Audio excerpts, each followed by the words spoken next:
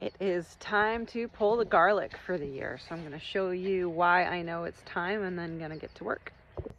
This is one of my garlic beds. As you can see, it's all flopping over and laying on the ground.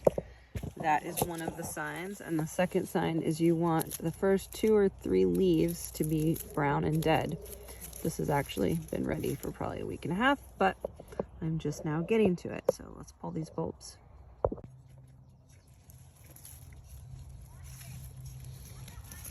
You're going to cut around outside of where you think the bulb is, and then you're going to pop it out of the ground with the trowel. You don't want to just pull the stem, because you could end up breaking the stem off, and then you won't have it for braiding later.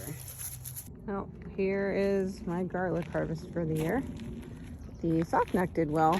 Hard neck, honestly, is kind of crummy this year, but hopefully there's enough good bulbs there for me to save to plant for next year. And this stuff, the soft neck, is the stuff that I really like because it can get braided and last all year.